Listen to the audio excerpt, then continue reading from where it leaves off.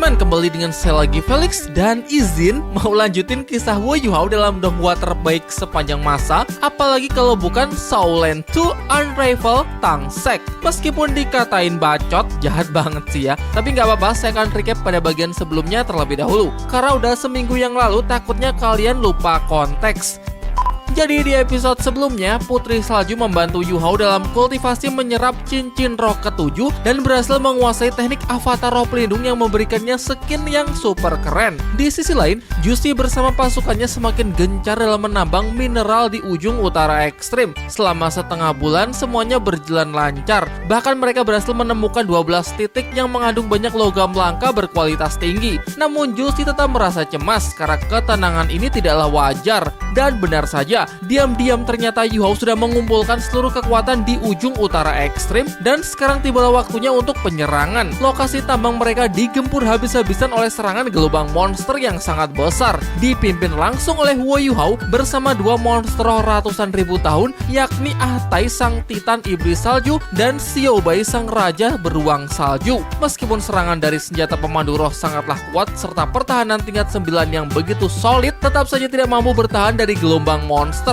Pada akhirnya pasukan Juicy mengalami kekalahan total. Kerugian yang dialaminya sangatlah besar, bahkan hasil tambangnya sudah susah payah mereka peroleh kini telah lenyap tersapu oleh badai salju. Masih baik Ahtai tidak membinasakan mereka, ia hanya memberikan peringatan keras jika sampai para manusia itu datang lagi, maka tidak ada lagi kata ampun, semua akan dibantai. Juicy bersama pasukannya pun pulang dengan tangan kosong, sementara pihak monstro merayakan kemenangannya. Yuhao sangat kagum setelah melihat seluruh kekuatan di ujung utara ekstrim yang bisa bersatu, bahkan kekuatannya tidak kalah jika dibandingkan dengan kekuatan inti hutan pertarungan bintang. Namun Putri Salju kurang sependapat dengan hal itu, di mana menurutnya Ditian dan kekuatan inti hutan pertarungan bintang masih jauh lebih kuat dari apa yang bisa dibayangkan oleh Yuhao. Kemudian diceritakanlah asal-usul Ditian yang ternyata berasal dari ras Dewa Naga, pemimpin dari seluruh monster roh, sehingga dilihat dari sejarahnya mereka para monster roh memang harus tunduk di bawah perintah Ditian. Di akhir scene kita ditujukan ke mana tujuan Wu Yuhao berikutnya, yaitu kembali ke kota Shrek. Namun karena alasan tertentu, Yuhao akan memilih jalan memutar sehingga akan melewati kota Tiandou. Kemudian Xiaobai sang raja beruang salju mulai sekarang akan ikut dengan Yuhao atas saran Putri Salju, karena Xiaobai sudah mendekati batas kultivasinya. Untuk itu agar lebih aman, beruang itu akan mengambil jalan sepertinya, yaitu jalan menuju kedewaan. Nah, bagaimana perjalanan Yuhao berikutnya? Seperti biasa, sebelum lanjut saya akan selalu memberikan peringatan spoiler warning bagi kalian yang belum dan ingin menyaksikan donghua ini secara langsung, karena jelas konten kali ini akan mengandung banyak spoiler. Dan baiklah para kultivator, kalau kalian sudah siap, mari kita mulai. 我愿意做任何事，譬如杀了你。 Setelah meninggalkan ujung utara ekstrim, Yuhao melanjutkan perjalanannya ke kota Tiandou. Tidak lupa ia mampir sejenak ke danau es dan api untuk menyembuhkan luka di dada Xiaobai setelah pertempurannya sebelumnya. Danau bagian es mengandung esensi kekuatan es yang sangat murni, jadi bisa sangat membantu dalam proses pemulihannya dengan cepat. Meskipun di sini bagi Xiaobai sangatlah nyaman dan ia mengaku sangat betah, namun mereka harus segera pergi untuk melanjutkan perjalanan. Sementara itu, Nan Xiu yang sebelumnya diperintahkan oleh Wu Yuhao mengirimkan banyak kristal es dewa hasil tambang mereka, akhirnya telah tiba di Sekte Tang. Ia menjelaskan alasannya yang cuma datang sendirian karena Yuhao masih harus mengerjakan tugas lain, yaitu menyelidiki tujuan yang sebenarnya dari pasukan Kekaisaran Riyue menduduki kota naga. Jadi atas dasar itu, Yuhao memerintahkannya untuk kembali terlebih dahulu dan menyerahkan logam-logam langka tersebut ke Sekte Tang. Di sini mereka masih belum tahu ya kalau tujuan pasukan Kekaisaran Riyue adalah untuk menambang urat nadi utara ekstrim. Jadi Bebe cuma bisa menduga-duga sebenarnya apa tujuan tersembunyi Kekaisaran Riyue tersebut. Namun apapun itu, melakukan penyelidikan ke dalam camp pasukan Kekaisaran Riyue tetaplah tindakan yang nekat dan sangat berbahaya. Ia sangat khawatir keselamatan Yuhao terancam, jadi ia berencana untuk segera mengirimkan bala bantuan. Namun di tengah pembicaraan tiba-tiba datang Tang Wutong yang menyela untuk menawarkan dirinya. Dan kebetulan ia memang ingin segera bertemu dengan Wu Yuhao karena ada beberapa hal yang perlu ia konfirmasi dengan Yuhao. Bebe pun sepakat sehingga ia meminta Nan Xiu agar memberitahu Tang Wutong lokasi tepatnya kota naga. Namun berdasarkan kecerdasan Yu Hao, Tang Wutong menduga bahwa anak itu tidak mungkin pulang melalui jalan yang sama, pasti memilih jalan memutar, sehingga kemungkinan besar saat ini sudah sampai di kota Tiandao. Intuisi Tang Wutong memang sangatlah akurat ya. Di sisi lain kita diperlihatkan Huo Yuhao yang telah tiba di kota Tiandao, tetapi kota Tiandao sudah jauh berbeda dari apa yang kita tahu di Shaolan Season 1. Di era Tangshan, di benua Doulo pada awalnya hanya ada dua kekaisaran besar, yaitu Kekaisaran Tiandao dan Kekaisaran Xingluo. Namun setelah 10.000 tahun berlalu, Kekaisaran Tiandao telah musnah dan wilayahnya telah terbagi menjadi dua kekaisaran, yakni Kekaisaran Tianhun dan Kekaisaran Douling. Dan kota Tiandao yang awalnya adalah ibu kota Kekaisaran Tiandao telah berubah menjadi ibu kota Kekaisaran Tianhun. Kemudian beberapa waktu yang lalu Kekaisaran Riwei melakukan invasi besar-besaran ke wilayah ini. Akibatnya seperti yang kita lihat sekarang, kota Tiandao telah sepenuhnya diambil alih oleh pasukan Kekaisaran Riwei. Kita sekarang kembali ke cerita. Yu Hao dengan penyamarannya kini sudah berdiri di pusat kota untuk menyaksikan bahwa Kekaisaran Tianhun ternyata benar-benar telah jatuh. Yu Hao kemudian juga mengunjungi markas Sekte Tang terdahulu yang kondisinya sudah sangat mengenaskan. Padahal di tempat inilah Sekte Tang pertama kali didirikan, berkembang pesat, serta kemudian berhasil mencapai puncak kejayaannya. Yu Hao juga teringat waktu pertama kali bertemu dengan senior Tang Ya. Ia langsung direkrut untuk menjadi bagian dari Sekte Tang, sehingga kini sudah jelas apa tujuan Huo Yuhao datang ke tempat ini, yaitu ia bertekad untuk merebut kembali tanah kelahiran Sekte Tang. Ia pun mulai menjalankan rencananya. Pertama, ia ingin memetakan seluruh wilayah ini menggunakan kemampuan observasi mata takdirnya yang meningkatkan deteksi mental ke kondisi paling tajam. Dari sini ia dapat melihat bahwa seluruh istana telah dipasang banyak pemandu roh deteksi, dan berkat mata takdirnya, ia juga berhasil menemukan celah agar bisa bergerak leluasa tanpa terdeteksi. Ia juga menganalisis bahwa kota ini adalah wilayah yang sangat krusial bagi pihak Kekaisaran Riwei. Bagaimana tidak, dahulu merupakan ibu kota Kekaisaran Tiandao yang kemudian menjadi ibu kota Kekaisaran Tianhun, sehingga menduduki wilayah ini pasti memiliki simbol penting bagi Kekaisaran Riwei. Jadi kemungkinan besar penanggung jawab yang ditugaskan untuk menjaga wilayah jajahan ini pasti memiliki status yang sangat tinggi. Bahkan sekutu mereka yaitu kultus roh suci pasti juga ikut ambil bagian untuk menguasai kota naga. Dan kalau prediksinya benar, bisa saja pihak kultus roh suci menyerahkan tempat ini kepada senior Tang Ya. Mengingat senior Tang Ya mempunyai kaitan erat dengan sejarah kota Tiandao dan juga Sekte Tang. Jadi selain merebut kembali tanah ini, tujuannya yang kedua adalah untuk menyadarkan dan membawa pulang senior Tang Ya. Yu Hao kemudian masuk ke dalam danau istana, dan di dasarnya ia merilis teknik tulang roh ledakan es. Teknik ini sendiri mempunyai dua metode pengaktifan ya. Pertama ledakan langsung, dan yang kedua ledakan pengumpulan kekuatan. Ledakan langsung memberikan keuntungan berupa serangan kejutan, sedangkan ledakan pengumpulan kekuatan dapat meningkatkan daya ledaknya hingga ke titik maksimal. Kali ini Yu Hao menggunakan metode yang kedua. Bayangkan saja seperti bom waktu yang hanya akan aktif di saat yang tepat. Setelah dirasa cukup, ia melanjutkan penyelidikannya ke area inti istana. Namun ia menyadari kalau setidaknya terdapat 3 lapisan perisai mental yang akan sangat berbahaya jika sembarangan ditembus.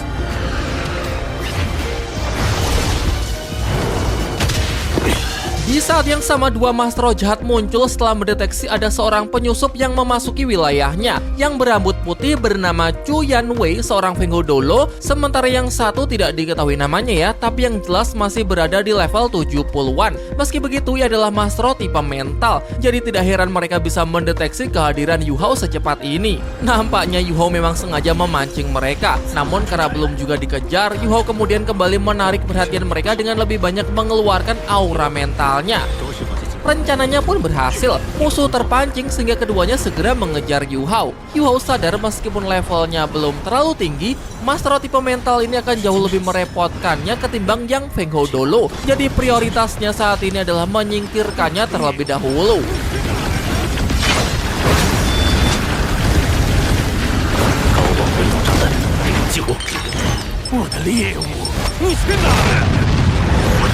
Si master roh tipe mental benar-benar bodoh, merasa dirinya yang paling hebat karena bisa terus mencium jejak kekuatan mental si penyusup, tanpa mengetahui kalau Yu Hao memang sengaja membiarkan dirinya dikejar.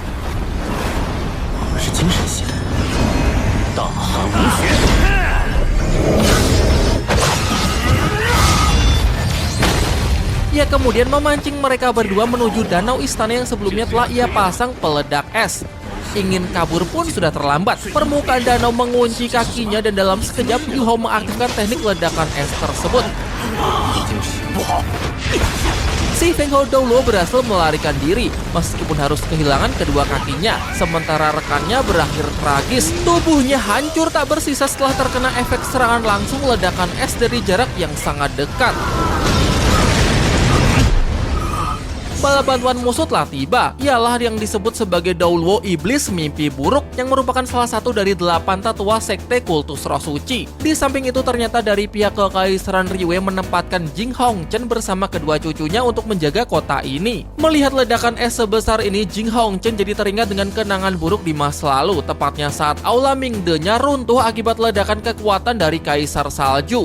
Doulo Iblis Mimpi Buruk menegaskan bahwa kota Tiando ini adalah kota kuno berusia ribuan tahun. Bagi pihaknya merupakan tempat yang sangat strategis. Jadi dengan semua kekacauan ini, mereka berdua sebagai wali kota dan wakil wali kota yang telah dipercaya oleh Yang Mulia Kaisar Su Tianran untuk menjaga tempat ini harus bertanggung jawab dan siap menerima konsekuensinya. Di dalam hati, Jing Hongchen merasa sangat kesal dengan sikap orang-orang dari kultus roh suci yang sudah semakin sombong. Berani-beraninya menekannya dan nampak tidak menghormatinya sedikit pun. Di tengah ketegangan tersebut, tiba-tiba terasa suhu yang turun drastis. Entah diakibatkan oleh apa. Jing Hongchen mengaku bahwa yang pasti bukan disebabkan oleh alat pemandu roh apapun, karena Aula Mingde tidak punya alat yang bisa menurunkan suhu secara drastis dalam area seluas ini. Maka dari itu ia segera pergi untuk memeriksanya secara langsung.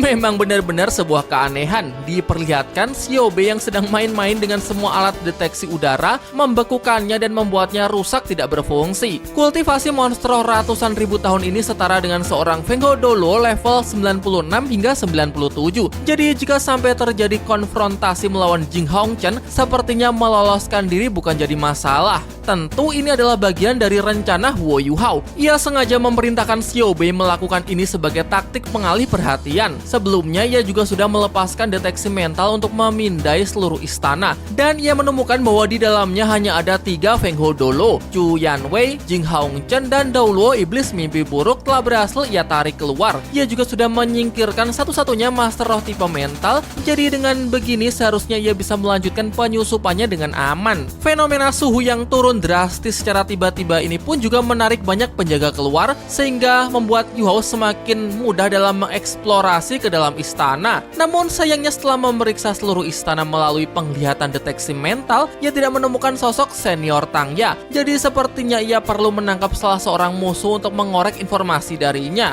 Dengan teknik serangan gangguan mental, Yu Hao berhasil memancing satu penjaga untuk mengejarnya. Terlihat bahwa orang ini cuma Master Roh 7 cincin, sehingga pasti akan cukup mudah untuk dikalahkan. Yu Hao kemudian memancingnya menjauh menuju gang sempit agar pertarungannya tidak menarik perhatian para penjaga yang lain. Dan disinilah ia mulai bermain. Yu Hao merilis teknik roh ketujuh dari roh pelindung mata Ashura, wujud sejati avatar roh pelindung. Teknik ini memberinya skin baru yang mempunyai nuansa bangsawan, elegan namun tetap mematikan.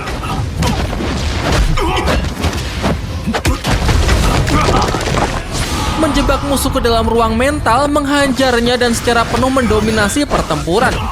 Sebenarnya daripada pertarungan, ini lebih pantas disebut sebagai pembulian sih, karena sama sekali nggak ada perlawanan. Terakhir, Yu Hao menguncinya ke dalam ruang dimensi kematiannya. Mungkin bisa dimanfaatkan sewaktu-waktu saat ia membutuhkan informasi. Kemudian ia lanjut melakukan penyusupan ke dalam istana. Namun secara tidak terduga sebuah tekanan dahsyat menghantam tubuhnya, disertai aura merah mengerikan yang sangat mengintimidasi. Seseorang yang berada di luar prediksinya tiba-tiba muncul. Ialah sang limit Doulo Kaisar Naga Long Xiaoyao. Sejak pertama kali bertemu, Yu Hao sudah tahu kalau orang ini memang sangatlah kuat. Namun sekarang setelah ia mengkondensasi inti jiwa pertamanya, kini ia baru bisa benar-benar merasakan betapa kuatnya Doulo Kaisar Naga tersebut, di mana kehadirannya saja langsung dapat memutuskan seluruh kemungkinan jalan pelariannya.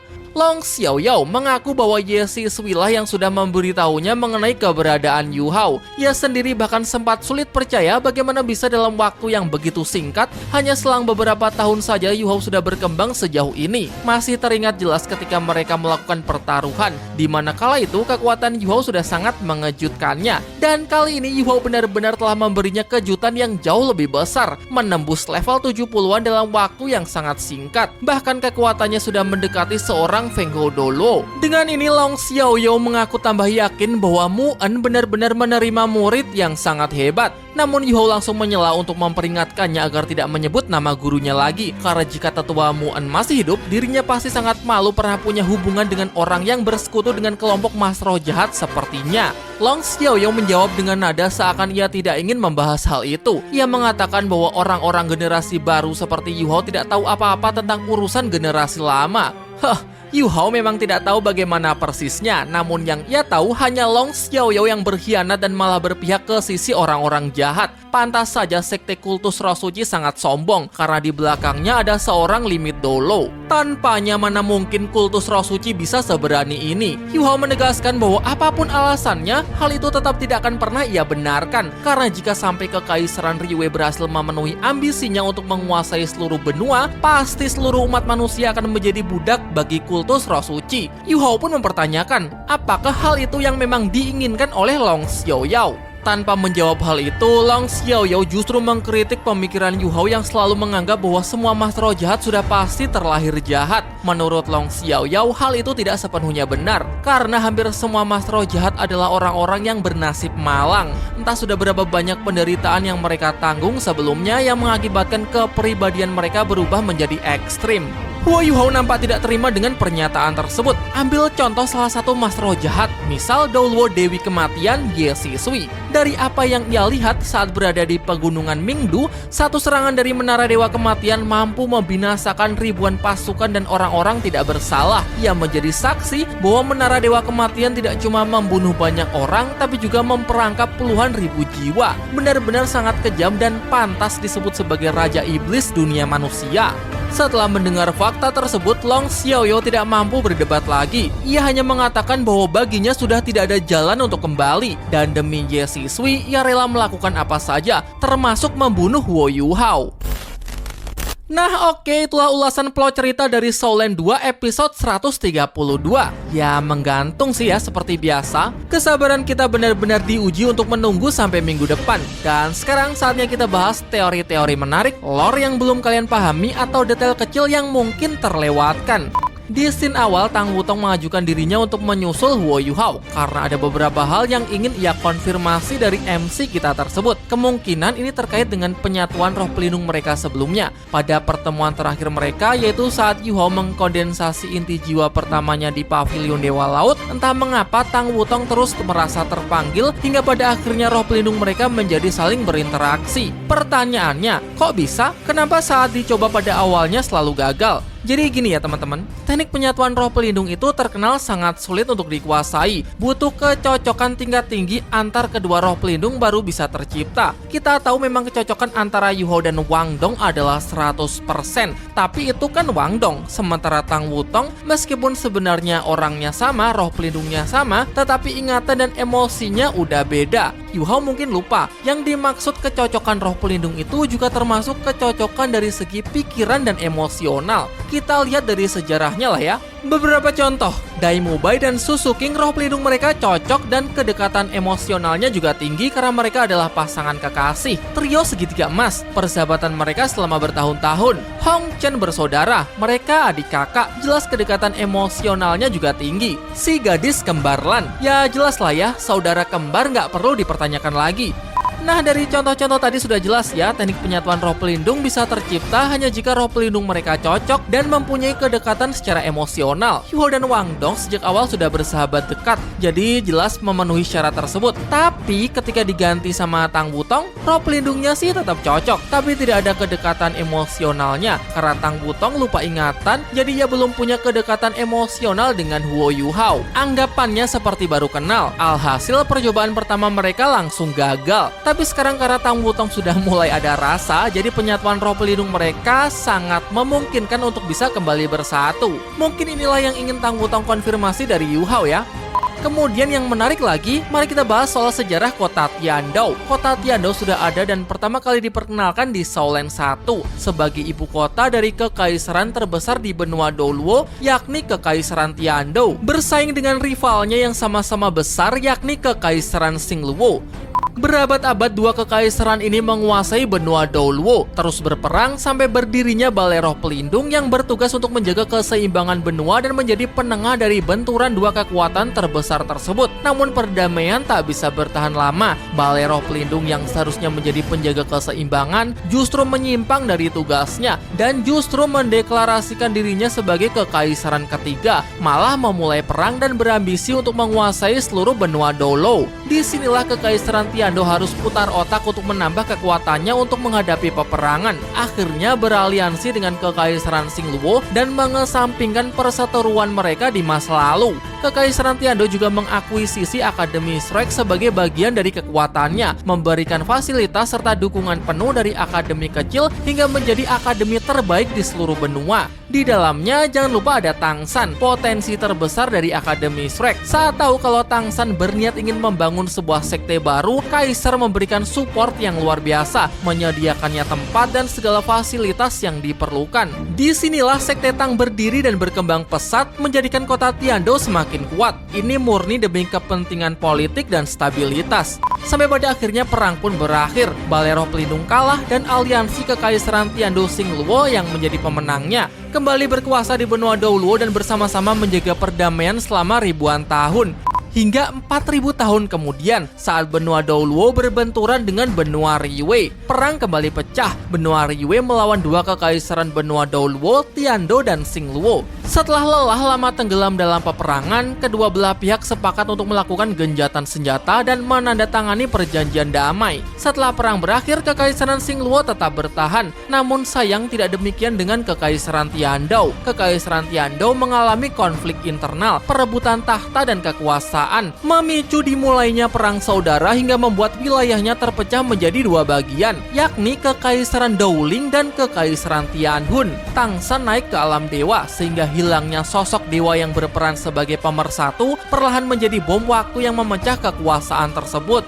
Sejauh ini, sejauh episode Soul Land 2 berjalan, sangat sedikit informasi mengenai Kekaisaran Douling. Bahkan juga selalu absen dalam setiap kompetisi Master of Elite benua. Mungkin di Donghua emang belum terungkap ya, tapi asal kalian tahu, Susansi sebenarnya berasal dari Kekaisaran Douling. Sementara untuk Kekaisaran Tianhun sudah berulang kali disebut, bahkan juga masuk sebagai inti cerita. Karakter seperti Weina, Long Aotian, dan Dubuzi berasal dari Kekaisaran ini. Bahkan Dubuzi pernah menyebut bahwa limit Douluo Kaisar Nagalong, Xiaoyao juga berasal dari Kekaisaran Tianhun. Secara kekuatan, Kekaisaran Tianhun juga tidak bisa dipandang remeh, di mana salah satu sekte terkuat di era sekarang, yakni sekte tubuh menjadi bagian serta pelindung dari wilayah ini. Mungkin itulah salah satu sebabnya sekte Tang ditinggalkan karena menganggap senjata rahasia sudah tidak relevan lagi di era gempuran senjata pemandu roh, sehingga mereka lebih berfokus kepada kekuatan master roh murni seperti sekte tubuh.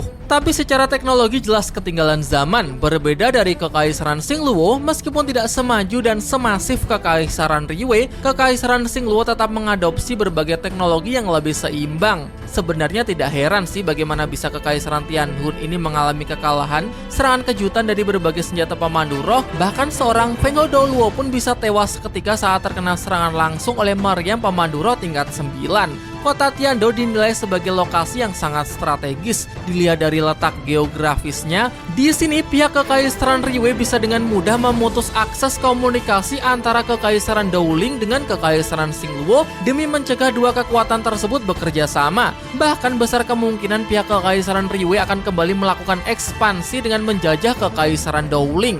Wow, memang Soul Land 2 ini dipenuhi dengan konflik politik ya, agak berat emang. Yuhao mengunjungi markas sekte Tang di kota Tiando yang sudah hancur total. Di sini kita bisa melihat bekas pertempuran yang melibatkan roh pelindung rumput biru perak. Jelas ini nyambung dengan Soul Land 2 di episode 88 ketika flashback memperlihatkan Tangya yang mengamuk di tempat ini. Kala itu Tangya yang frustasi seorang diri berniat merebut kembali markas sekte Tang yang sudah ditinggali oleh sekte lain. Namun sayang roh pelindungnya mengalami mutasi tak terkendali, mengacaukan pikirannya hingga Tangya tersesat dan direkrut oleh sekte kultus roh suci.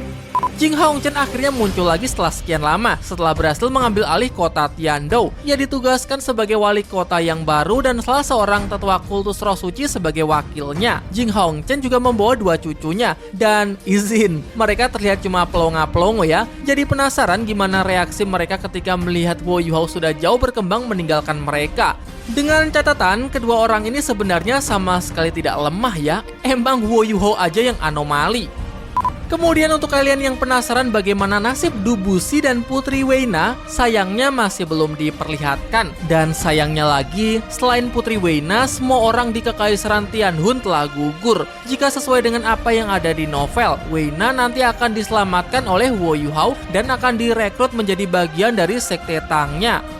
Hal menarik lain di episode kali ini adalah kemunculan Long Xiaoyao yang menepis anggapan Yuhao yang selalu meyakini bahwa semua master roh jahat itu memang terlahir jahat. Menurut Long Xiaoyao tidak seperti itu ya, mereka terlahir dari penderitaan. Sebenarnya ini sudah pernah diperlihatkan ya ketika Yuhao bertarung dengan si nenek lampir.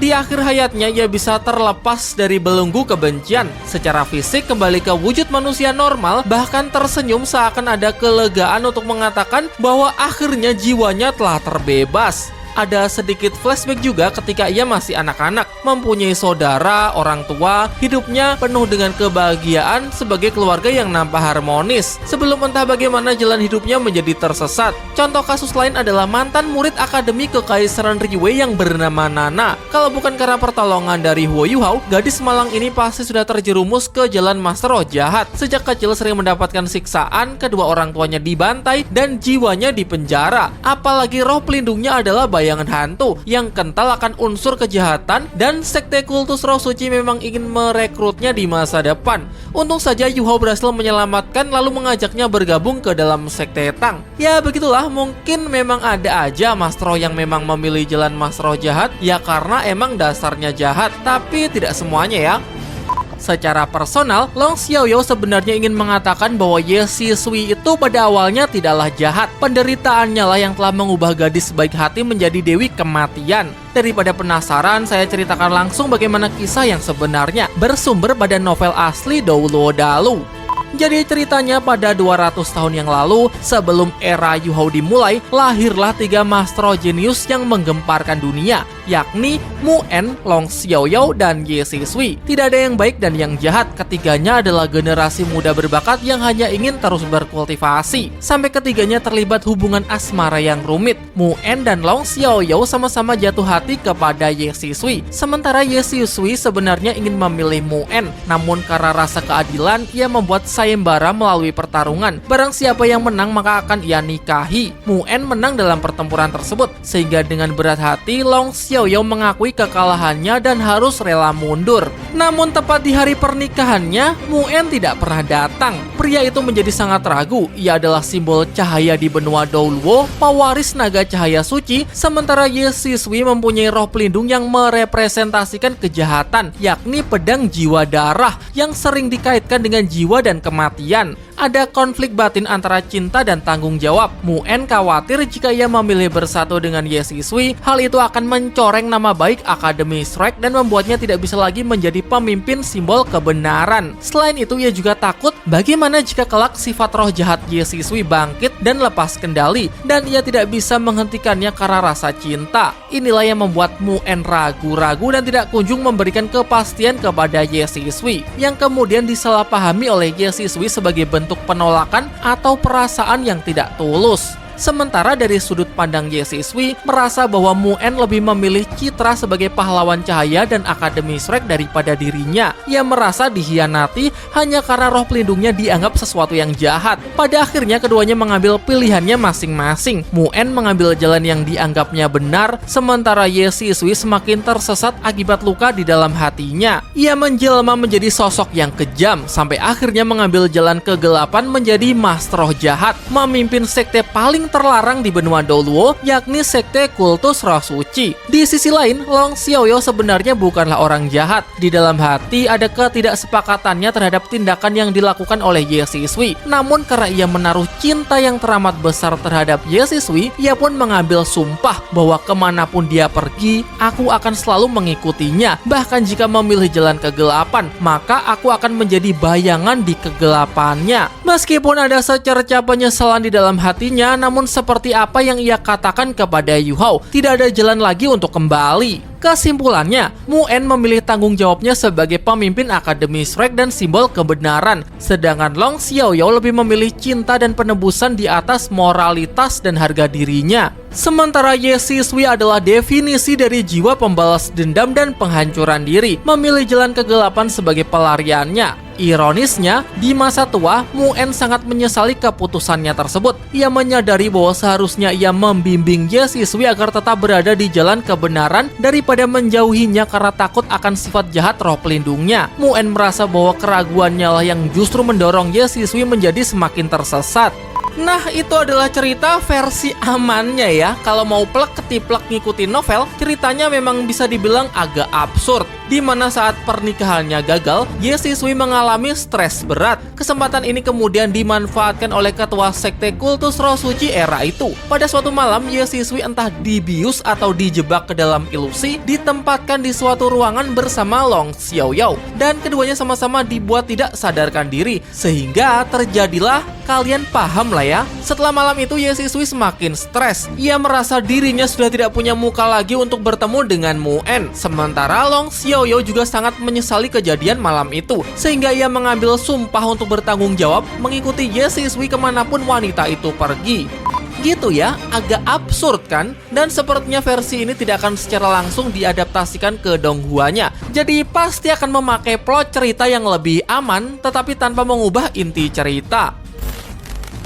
Nah oke, tragis banget ya, tapi ya memang bucin itu sumber masalah utama sih. Sekarang terakhir mari kita bahas teaser untuk episode minggu depan, Shaolan episode 133. Pertempuran yang diharapkan, Yu Hao bertempur melawan Long Xiaoyou. Pada awalnya Yu Hao kembali mengharapkan perlindungan dari sisik naga terbalik di Tian. Namun ternyata Long Xiaoyou jauh lebih kuat dari apa yang ia duga. Kekuatan Douluo Kaisar Naga tersebut dapat memutus ikatannya dengan di Tian, sehingga terpaksa Yu Hao harus mengandalkan kekuatannya sendiri. Long Xiaoyou nampaknya benar-benar ingin membunuh Yu Hao. Ia mengatakan tidak ingin mengulangi kesalahannya sebelumnya, di mana ini mungkin merujuk pada pertaruhan sebelumnya, di mana ia melepaskan Yu Hao. Sayangnya meskipun sudah menggunakan segala cara, perbedaan kekuatan di antara mereka sangatlah jomplang. Yu Hao terluka parah dan nyaris sekarat. Sampai kemudian bala bantuannya telah tiba. Dia adalah Tang Wutong. Nampaknya Yu Hao akan selamat berkat keduanya yang berhasil menciptakan teknik penyatuan roh pelindung. Teknik penyatuan roh pelindung yang dirilis dari dua Master Roh 7 cincin mungkin saja cukup kuat untuk bisa memukul mundur seorang limit Douluo. Oke, sepertinya episode minggu depan akan sangat epic ya. Jadi bersabarlah, sampai jumpa di video selanjutnya ya. Dadah!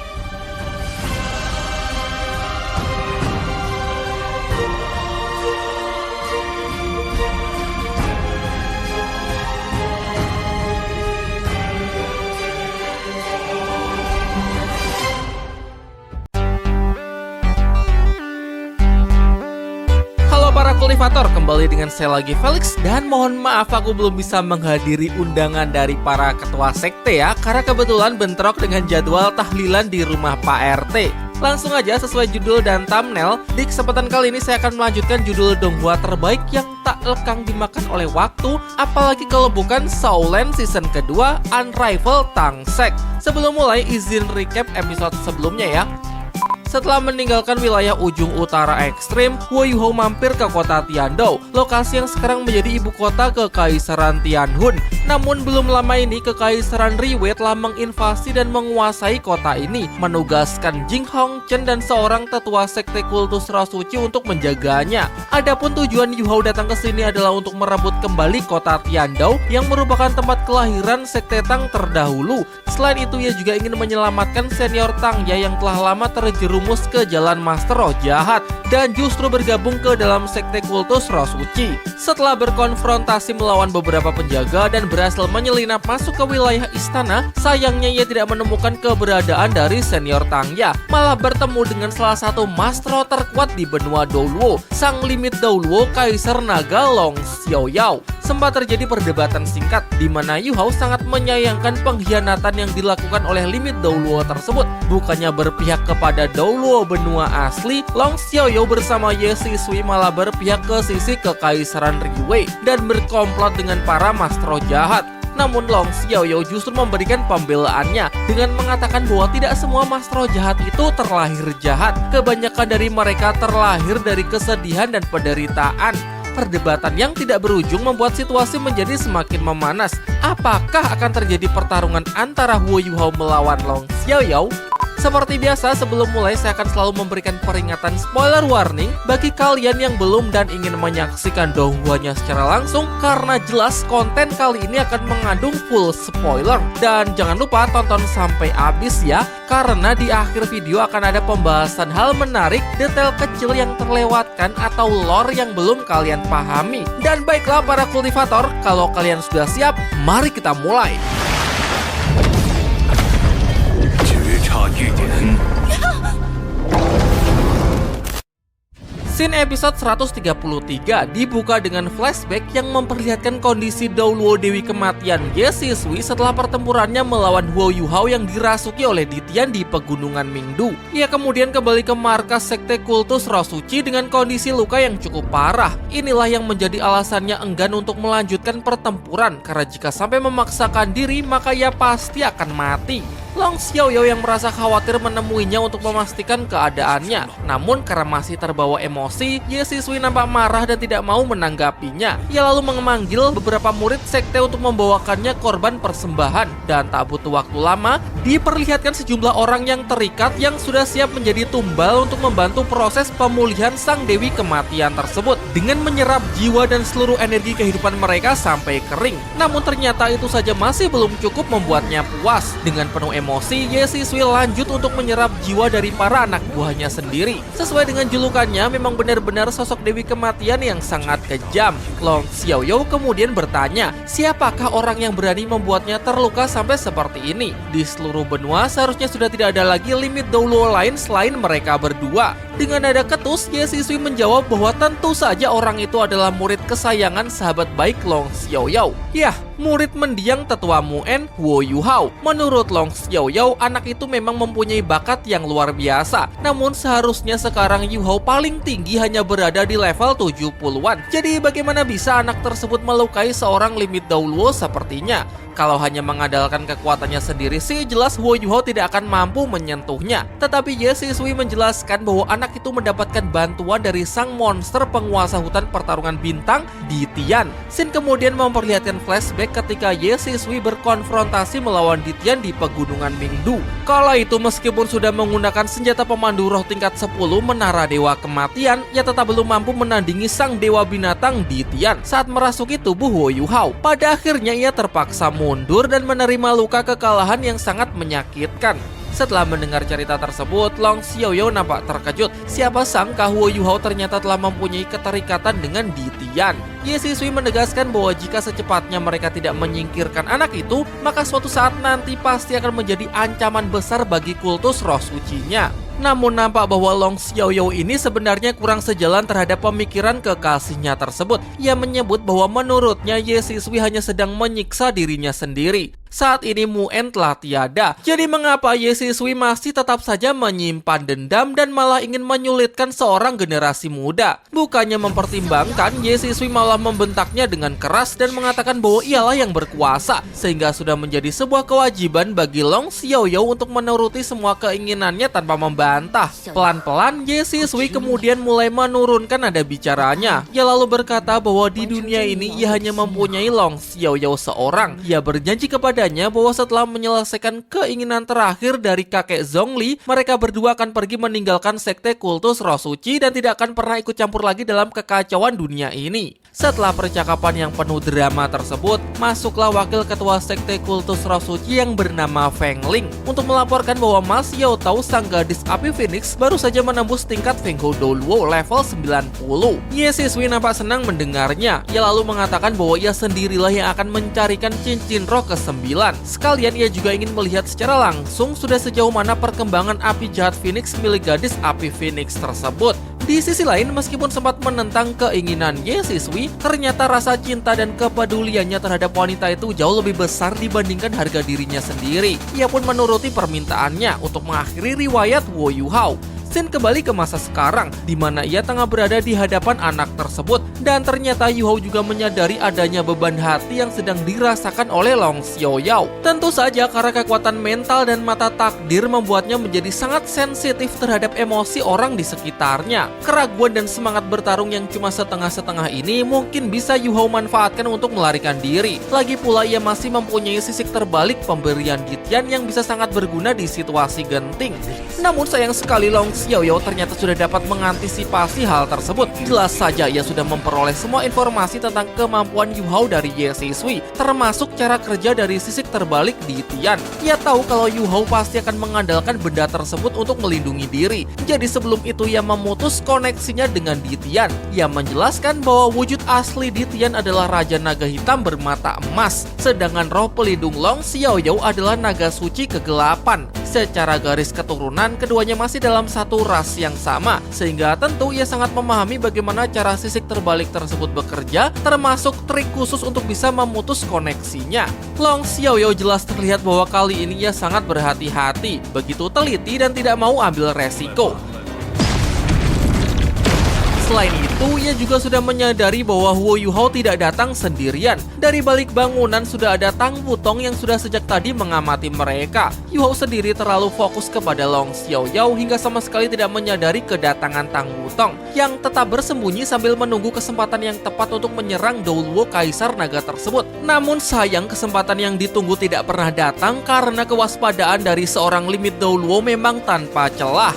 Long Xiaoyao kemudian mengajak mereka untuk berpindah lokasi, di mana tidak akan ada seorang pun yang bisa mengganggu pertarungan mereka. Di sini Yuhao menyesalkan keterlibatan Tang Wutong yang datang ke dalam situasi yang sangat berbahaya ini. Mengapa tidak melarikan diri saja ketika tahu ada musuh seorang limit Douluo? Namun karena semuanya sudah terjadi, maka ia berjanji akan selalu melindunginya. Tang Wutong mengaku bahwa kedatangannya adalah atas perintah dari senior Beibei untuk membawa Wo Yuhao pulang dengan selamat. Jadi berjanji untuk melindunginya di sini seharusnya adalah kata-katanya. Dalam sekejap lokasi mereka berpindah ribuan kilometer dari tempat semula. Yuhao sadar bahwa ini adalah kekuatan manipulasi ruang tingkat tinggi, kekuatan yang memang hanya bisa dicapai oleh seorang limit Douluo. Benar-benar mengerikan. Namun jangan pikir hal itu akan membuat Tang Wutong menjadi gentar. Gadis tersebut mengeluarkan tombaknya dan menyatakan siap untuk bertarung kapanpun. Tang Wutong menegaskan bahwa perbedaan mereka hanya pada usia. Tidak ada yang perlu ditakuti. Ia yakin jika dirinya berada pada era yang sama, maka kekuatan di antara mereka juga akan sebanding.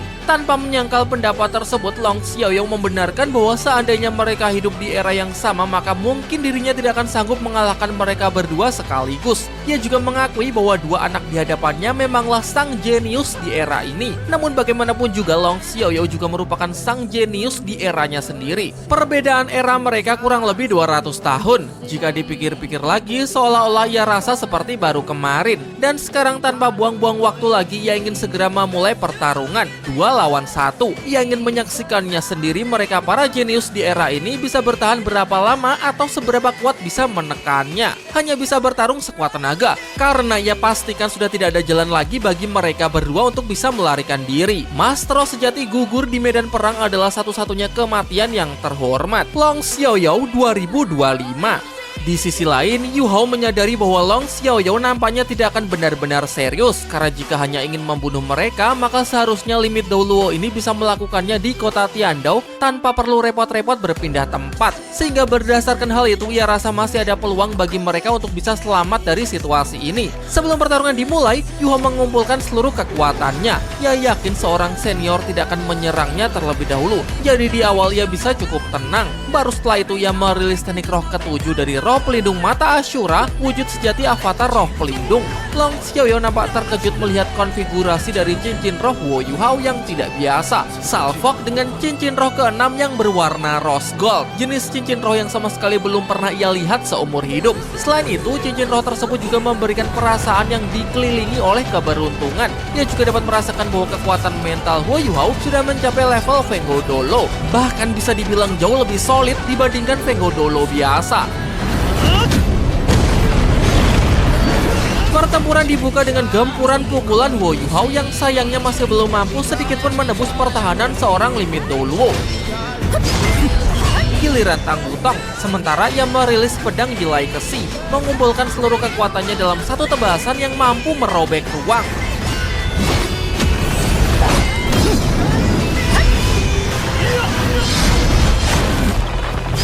Robekan tersebut kemudian Yuhao manfaatkan untuk menyiapkan gerbang dimensinya, satu-satunya jalan keluar untuk bisa melarikan diri.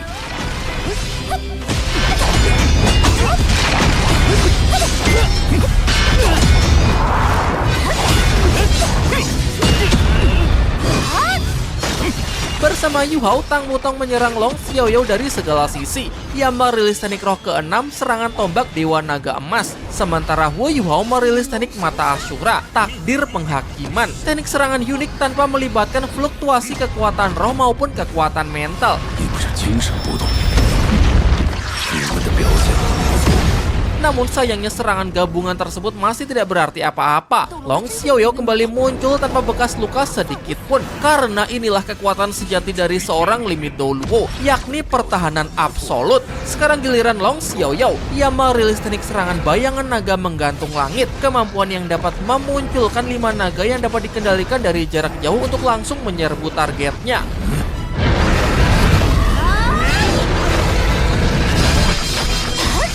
Bersama-sama keduanya sanggup bertahan dari gempuran serangan naga tersebut. Dilanjutkan dengan Yuhao yang memandang kesempatan ini sebagai peluang untuk bisa melarikan diri. Dan inilah rencananya. Serangan sebelumnya, takdir penghakiman bukanlah murni teknik serangan, melainkan hanya berfungsi untuk melemahkan pertahanan fisik dan mental lawannya. Kemudian saat pertahanan musuh terbuka, ia merilis serangan mental terkuatnya Mata Asyura ledakan hantaman jiwa. Prediksinya, Long Xiaoyao pasti juga akan mengadunya dengan serangan mental, karena serangan mental hanya bisa dilawan dengan serangan mental. Namun sesaat sebelum serangan mental mereka bertabrakan, Yuhao mengaktifkan teknik tulang roh teleportasinya untuk bergerak mendahului serangan mentalnya dan mencegahnya agar tidak bertabrakan. Ia lalu menggunakan tubuhnya sendiri untuk menahan dan meredam serangan mental dari Long Xiaoyao dengan memanfaatkan kemampuan pasif dari tulang roh kepala takdir yang bisa membuatnya kebal terhadap segala macam serangan mental sebanyak 3 kali sehari.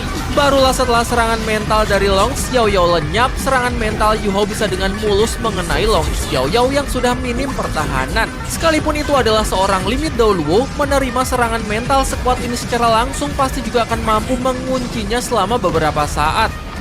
Waktu inilah yang kemudian Yuhao manfaatkan untuk mengajak Tang Wutong agar segera melarikan diri melalui gerbang dimensi yang telah ia persiapkan sebelumnya.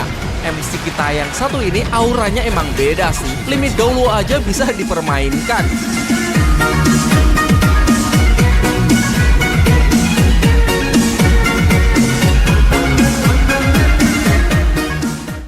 Sepersekian detik Yuhao pikir rencananya sudah berhasil, namun sayangnya ia salah. Long Xiaoyao ternyata mampu pulih lebih cepat dari perkiraannya. Yuhao mendorong Tang Wutong agar melanjutkan pelarian dirinya, sementara ia kembali untuk menahan sang limit Doluo naga suci kegelapan tersebut. Benturan tersebut membuat Yuhao terluka parah, jatuh ke dalam danau dan sudah nampak menyerah karena tidak mampu lagi untuk bertarung. Ia pun mendapatkan pengakuan dari Long Xiaoyao, mengatakan bahwa Wu Yuhao memang lebih berbakat dibandingkan dirinya di waktu muda. Terbukti dari Wu Yuhao yang hampir berhasil melarikan diri dari cengkeramannya, meskipun pada akhirnya tetap gagal. Di tengah keputusasaannya, Tang Wutong yang dikira sudah berhasil melarikan diri malah kembali untuk Wu Yuhao dan tegas menyatakan bahwa mereka masih belum kalah. Berulang kali Yuhao sudah pernah bertaruh nyawa demi menyelamatkannya, jadi sekarang mana mungkin ia akan pergi meninggalkannya begitu saja.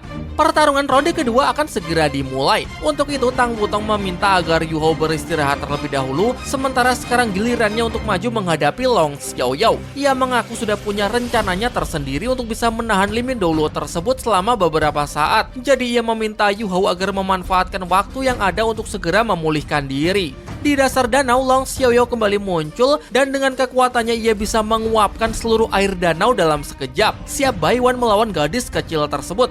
Gadis kecil dengan 7 cincin. Konfigurasinya juga tidak kalah mengerikan, di mana ada 6 cincin roh berwarna hitam dan 1 cincin roh berwarna merah. Terlebih lagi, roh pelindung Tang Wutong nampak begitu mengejutkan bagi Long Xiaoyao karena di dalam roh pelindung gadis kecil ini ternyata terpancar aura kekuatan Dewa Naga.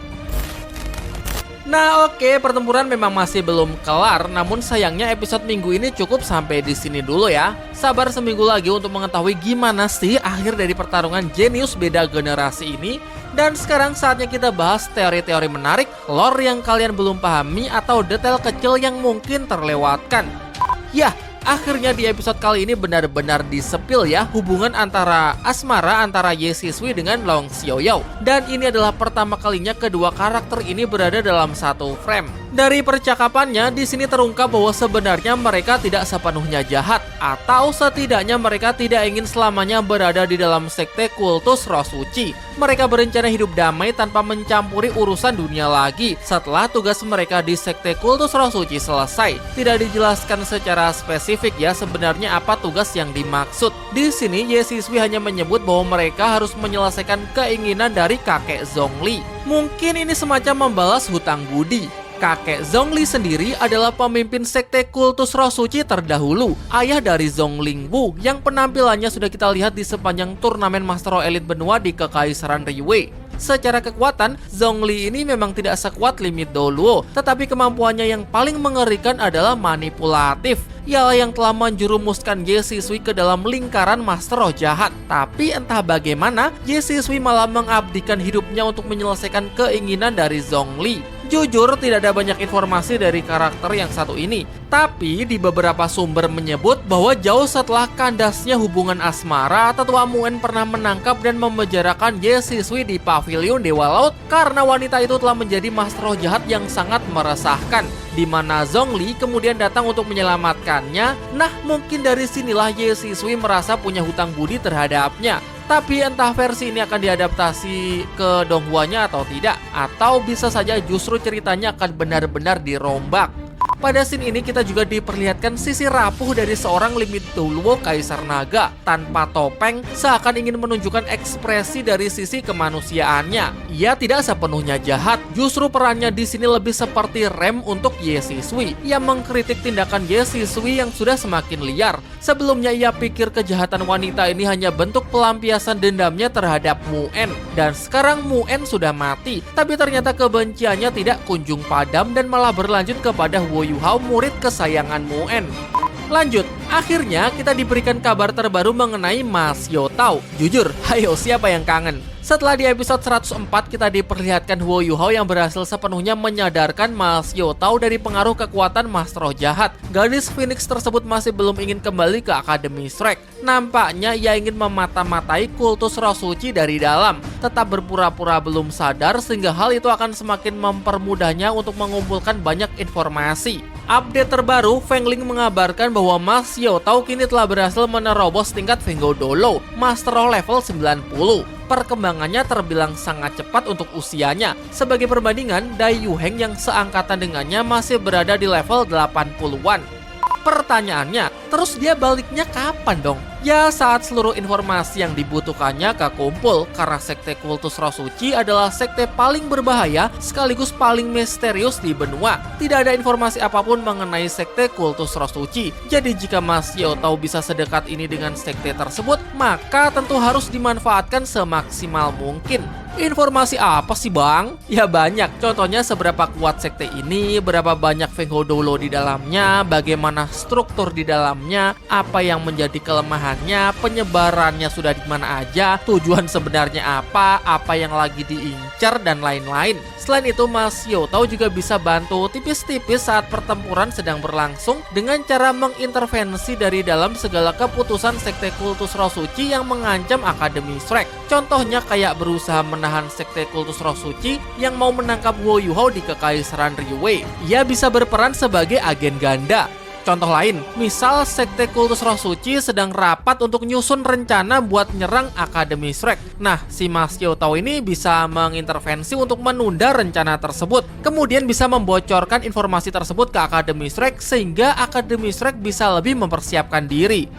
Lanjut, ketika Long Xiaoyao ternyata bisa memutus koneksi dan menonaktifkan sisik terbalik di Tian menjadi scene epic sekaligus mengecewakan ya, karena kita jadi tidak bisa melihat pertempuran antara dua naga, ya kan? Ya mau bagaimana lagi? Lagi pula mereka para ras naga sebenarnya memang pantang untuk saling bertarung. Tidak ada pilihan lain, Yu Hao hanya bisa mengandalkan kekuatannya sendiri pada pertarungan kali ini, meskipun juga sedikit dibantu oleh Tang Wutong. Skin ala-ala bangsawan Kekaisaran Xing Luo dipakai lagi. Alasan Yu Hao lebih memilih skin ini daripada skin Kaisar Kalajengking Giok S bukan karena yang ini lebih kuat ya. Kedua wujud roh pelindungnya memiliki kelebihannya masing-masing dan disesuaikan aja dengan jenis pertarungannya. Saat melawan Luan Feng, medan pertempurannya kan wilayah dingin yang bisa meningkatkan daya serang S Ultimate. Lagi pula Luan Feng adalah master roh beratribut api sehingga melawannya dengan atribut S Ultimate akan jauh lebih efektif. Sementara saat pertarungannya melawan Long Xiaoyao, secara power kekuatan roh saja sudah jelas kalah jauh. Jadi ia memanfaatkan sisi kelebihannya yang lain, yakni kekuatan mental yang telah banyak diakui bahwa levelnya bahkan di atas Feng Hou Dolo. Lagi pula atribut mental bisa langsung dikombin dengan teknik nekromansi, dan seperti yang kita tahu, teknik nekromansi adalah kelemahan dari para master roh jahat. Tapi jujur, kalau murni cuma keren-kerenan sih, ya jelas skin Kalajengking Giok S masih lebih keren. Aura dinginnya itu loh dapet banget. Dari awal pertarungan, Wo Yuhao sudah nggak mikir gimana caranya buat ngalahin Long Xiaoyao, karena kemungkinannya hampir nol. Yuhao adalah petarung yang sangat taktis, bukan petarung brutal. Jadi di sepanjang pertarungan ia cuma nyari celah kapan bisa kabur. Dalam pertarungan ia juga mikirin strategi, bukan cuma asal gebuk. Lanjut, di dasar danau kok ada kerangka naga bang? Kerangka naga siapa itu?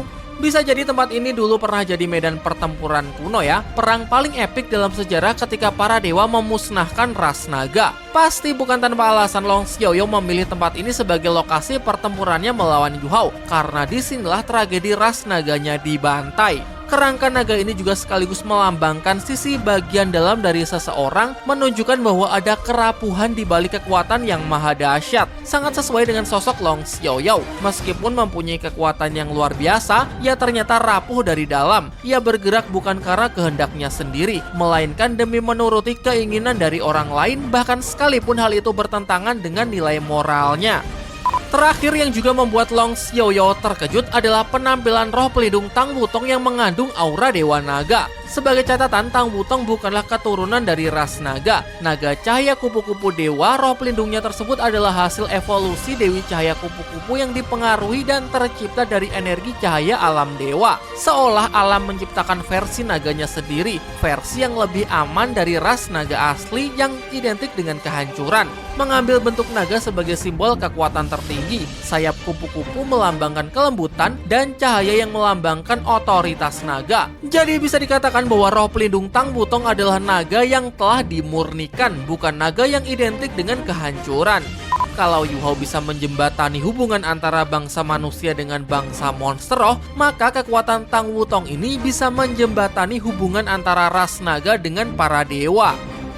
Oke, mungkin itu aja sih. Terakhir mari kita bahas trailer untuk episode yang rilis minggu depan, Soulland 2 episode 134. Pertarungan kembali dilanjutkan. Long Xiaoyao mengaku benar-benar terkejut dengan perlawanan dua jenius generasi baru tersebut yang bisa menekannya hingga sejauh ini. Sayang pada akhirnya kekuatan dari seorang Limit Doluo memang tidak terbantahkan. Yu Hao dan Tang Wutong pun kalah. Namun Long Xiaoyao nampaknya tidak berniat untuk membunuh mereka dan nampak seperti hanya sedang menguji tekad mereka. Di akhir mungkin ia memberikan mereka berdua pilihan yang sulit. Terdengar suaranya yang mulai menghitung mundur. Mungkin ia menawarkan menawarkan pengampunannya hanya untuk satu orang saja. Sehingga mereka berdua dipaksa untuk saling membunuh satu sama lain. Di sini jelas Yu Hao lah yang ingin mengalah. Ia terlihat akan menghunuskan pedang ke jantungnya sendiri. Di mana akhirnya ia juga yakin bahwa memang benar Tang Wutong adalah jelmaan dari Wang Dong. Dalam situasi yang sangat sulit tersebut, Yu Hao menyebut bahwa ia ingin meminta bantuan yang kemudian Shin memperlihatkan simbol Trisula Dewa Laut di keningnya Tang Wutong yang berdenyut.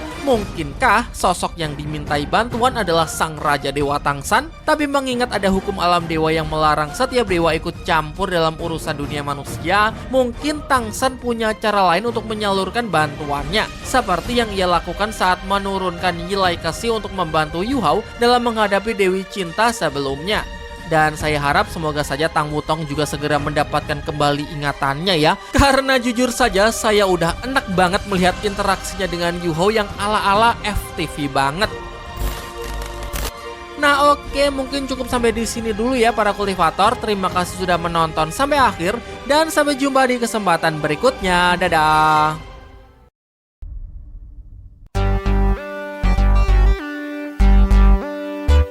Halo para kultivator, kembali dengan saya. Pasti udah pada kenal ya. Sebelumnya saya mau ucapkan selamat tahun baru 2026. Semoga tahun ini akan menjadi tahun yang lebih baik dari tahun-tahun sebelumnya. Harapannya semoga akan ada lebih banyak judul donghua keren dan lahir para kultivator baru di Indonesia. Sehingga komunitas kita sebagai pencinta donghua akan semakin besar. Nah oke, pada kesempatan kali ini masih akan lanjut untuk membahas donghua kesayangan kita tercinta. Apalagi kalau bukan Shaolan 2 Unravel Tang Sek episode 134. Saya recap pada bagian sebelumnya terlebih dahulu ya. Pada episode 133 kemarin, kita sudah diperlihatkan pertarungan yang sangat epik beda generasi antara sang limit Douluo Kaisar Naga Long Xiaoyou melawan Huo Yuhao dan Tang Wutong. Long Xiaoyou mengemban keinginan dari Ye Sisui untuk membunuh Huo Yuhao, karena jika dibiarkan maka bisa-bisa anak ini akan menjadi ancaman serius bagi kultus roh sucinya di masa depan. Sebenarnya dengan statusnya sebagai limit Douluo, mudah saja bagi Long Xiaoyou untuk segera membunuh Yuhao. Terlebih lagi ia sanggup memutus koneksi bantuan dari Ditian yang sebelumnya sangat menyulitkan Ye Sisui. Namun sahabat Muen ini ternyata tidak sepenuhnya jahat dan nampak masih sedikit memegang moralnya sebagai kesatria. Long Xiaoyou memilih untuk menahan diri dalam pertempuran tersebut meskipun seharusnya ia bisa langsung membunuh Yu Hao. Beban hati inilah yang kemudian Yu Hao manfaatkan untuk menyusun rencana pelarian dengan memanfaatkan keunggulan di bidang serangan mental yang menjebak limit Douluo tersebut dan berhasil menguncinya selama beberapa saat. Kesempatan ini kemudian ia gunakan untuk segera membawa Tang Wutong melarikan diri. Namun sayang di luar dugaan ternyata Long Xiaoyou bisa pulih dengan begitu cepat. Untuk itu Yu Hao memilih untuk mengorbankan dirinya. Ia meminta Tang Wutong agar melanjutkan pelarian sementara dirinya akan kembali untuk menahan sang Douluo Kaisar Naga tersebut. Bentrokan mengakibatkan Yu Hao terluka parah. Untung saja Tang Wutong memilih untuk kembali ke sisi Yu Hao karena ia tidak ingin selamat sendirian. Ia kemudian menawarkan dirinya untuk Baiwan melawan Long Xiaoyou demi memberikan waktu kepada Yu Hao agar bisa beristirahat dan memulihkan diri. Nah, akankah para bocil ini bisa comeback? Jujur berat sih karena lawannya itu punya kekuatan yang levelnya paling mendekati dewa. Sebelum mulai saya akan selalu memberikan peringatan spoiler warning bagi kalian yang belum dan ingin menyaksikan donghua-nya secara langsung karena jelas konten kali ini akan mengandung full spoiler. Dan jangan lupa tonton sampai habis ya karena di akhir ada ulasan menarik, fakta-fakta unik atau teori-teori liar. Dan baiklah para kultivator, kalau kalian sudah siap, mari kita mulai.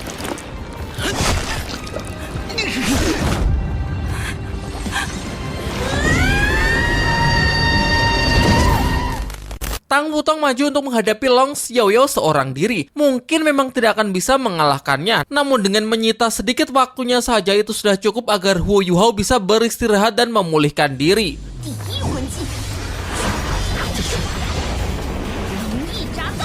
Gadis itu menunjukkan auranya dalam domain yang disebut kupu-kupu Dewa Naga Cahaya, penyatuan roh Dewa Naga, yang seketika itu juga membuat Long Xiaoyou benar-benar terkejut bagaimana bisa gadis ini mempunyai aura Dewa Naga yang begitu pekat.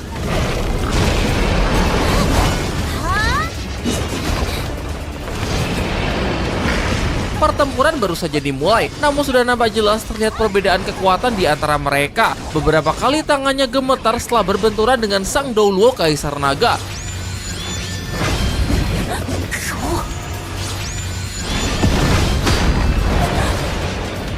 Wutong dapat merasakan ancaman tepat di depan mata, tetapi terus saja maju seolah menganggap bahwa kematian hanyalah ilusi. Teknik roh pertama, kedua, ketiga, keempat, dan seterusnya, Tang Wutong memberikan segalanya demi menyibukkan Long Xiaoyao.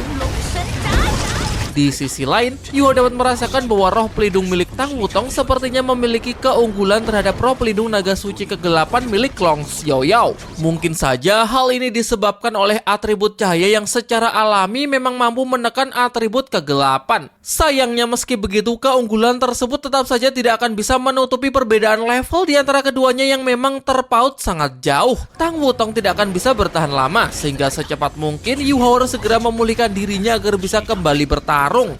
Dari sisi Long Xiaoyao, ternyata ia juga memikirkan hal yang sama dengan Yu Hao. Di sini ia mengaku bahwa serangan Tang Wutong barusan walaupun tidak melukainya, namun sanggup membuat roh pelindungnya ketakutan dan gemetar. Rasanya sudah lebih dari 100 tahun lamanya ia tidak merasakan hal seperti ini.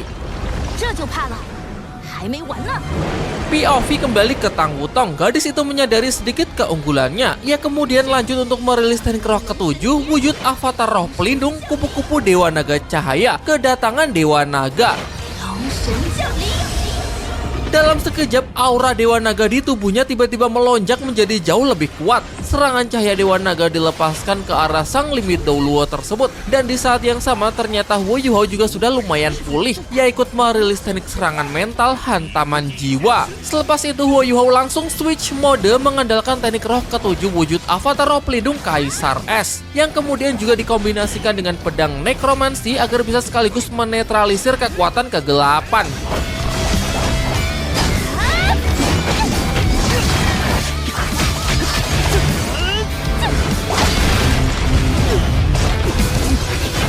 Bersama Tang Wutong, keduanya pun kembali melancarkan serangan kombinasi gila-gilaan. Yu Hao sama sekali tidak ingin sedikit pun memberinya nafas. Ia merilis salah satu teknik terkuatnya saat ini, kebanggaan dua Kaisar Es, di mana wujud roh Bingbing dan Putri Salju bersatu melakukan fusion untuk menghasilkan serangan tebasan pedang es raksasa.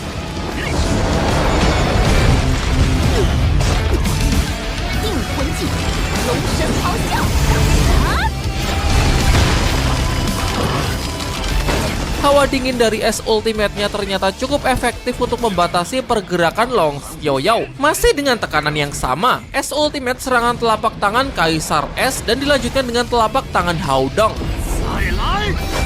Haodong bukanlah serangan biasa. Teknik tersebut didasarkan pada kerinduan mendalam Yu Hao terhadap Wang Dong. Efeknya akan membuat emosi lawan terguncang ketika bersentuhan langsung dengan serangan tersebut. Dan itulah yang menyebabkan Long Xiaoyao merasa seperti kembali ke momen 200 tahun yang lalu. Setelah digempur habis-habisan dengan serangan beratribut es ultimate, nampak sang limit Douluo Kaisar Naga yang membeku. Yu Hao menjelaskan bahwa beberapa waktu yang lalu setelah Bingbing dan Putri Salju menyerap esensi es 1000 tahun, kekuatan gabungan mereka benar-benar meningkat pesat. Ditambah dengan serangan telapak Kaisar Es serta telapak Haodong mampu menurunkan suhu hingga minus 240 derajat. Angka yang benar-benar gila, ekstrim karena hampir mendekati suhu nol mutlak. Hawa dingin yang sangat mengerikan ini pun akhirnya sanggup membekukan Long Xiaoyao. Dan sekarang sebagai sentuhan akhir, dia harus mengerahkan seluruh kekuatan rohnya untuk memicu teknik ledakan es. Harapan terakhir yang mungkin bisa mengunci kemenangan mereka.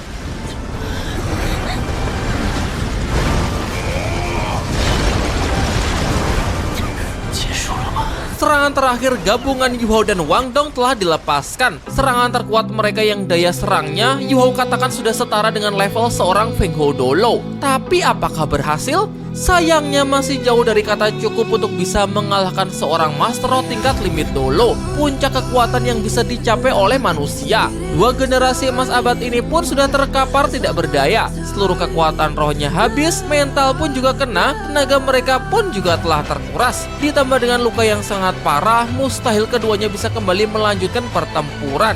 Yah, ini sudah berakhir. Long Xiaoyao muncul dengan pertahanan absolutnya, bahkan ironisnya tanpa bekas luka sedikit pun. Sebuah kenyataan pahit yang harus mereka terima bahwa tidak akan ada yang sanggup bertahan di hadapan kekuatan seorang Limit Dolo. Namun tetap Long Xiaoyao menaruh respek yang sangat tinggi terhadap apa yang telah mereka berdua lakukan hingga mampu memaksanya sampai sejauh ini. Dua anak kecil yang benar-benar memberinya begitu banyak kejutan. Bahkan ia menyebut bahwa generasi baru di era ini kekuatannya benar-benar telah jauh mengungguli generasi lama pada usia yang sama. Kemudian ketika melihat kecantikan Tang Wutong, Long Xiaoyao jadi teringat dengan sesosok gadis di masa lalunya yang mempunyai kecantikan yang serupa. Ya, tentu saja yang dimaksud adalah Ye Sisui. Dengan ini Long Xiaoyao menyatakan bahwa sekarang permainan telah sepenuhnya selesai. Namun ia tidak ingin langsung membunuh mereka dan justru memberikan mereka pengampunan dengan cara yang menyakitkan. Ia lalu mengeluarkan sebuah pedang yang mengandung racun atribut kegelapan. Bahkan es ultimate milik Yu Hao pun mustahil bisa mampu menahannya. Apalagi Tang Wutong yang roh pelindungnya beratribut cahaya, pasti jika sampai terkena pedang kegelapan ini, efeknya akan jauh lebih parah.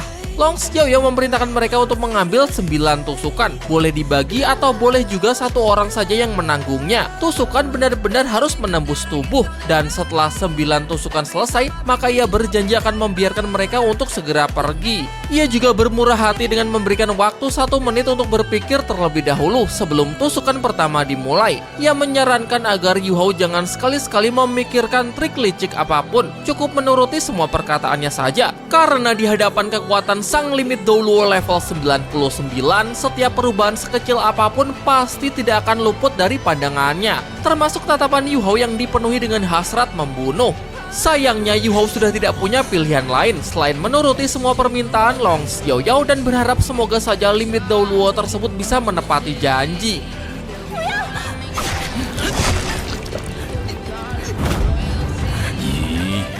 Yu Hao mengambil tusukan pertama hingga menembus tubuh. Meskipun Tang Wutong sudah melarangnya, tetapi mana mungkin Yu Hao membiarkan seorang gadis menanggung penderitaan ini. Di sisi lain, Long Xiaoyao sudah mulai berhitung dan di waktu yang bersamaan kita diperlihatkan rasa sakit yang luar biasa. Bukan cuma saat menusuk, tetapi juga saat kembali ditarik keluar dari tubuhnya. Baru juga tusukan kedua sudah membuat Yu Hao seakan tak sanggup lagi untuk bertahan. Darah mulai mengalir deras disertai rintihan yang memilukan. Long Xiaoyao menyarankannya untuk memberikan pedang tersebut kepada Tang Wutong agar gadis itu melanjutkan tusukannya. Walau berat, jelas Tang Wutong juga menginginkan hal yang sama. Ia memohon kepada Yu Hao agar berhenti dan membiarkannya untuk menanggung rasa sakit berikutnya. Namun Yu Hao tetap tidak menghiraukannya. Hingga tepat pada tusukan ketiga, Yu Hao akhirnya mulai bicara. Yu Hao berkata bahwa ia ingin meminta tolong satu hal kepada Tang Wutong. Ia lalu menceritakan bahwa dulu ketika dirinya baru masuk ke dalam Akademi Shrek, saat itu usianya baru 11 tahun. Ia punya seorang teman sekamar, seseorang yang mempunyai kebiasaan bersih tapi agak malas. Tampan juga kuat. Dia bernama Wang Dong. Meskipun awalnya mereka sering bertengkar, namun pada akhirnya bisa menjadi sahabat dekat. Bersama-sama belajar di Akademi Shrek, berlatih bersama, hingga terpilih sebagai perwakilan untuk mengikuti turnamen Master Roh terbesar di seluruh benua dan berhasil keluar sebagai juara.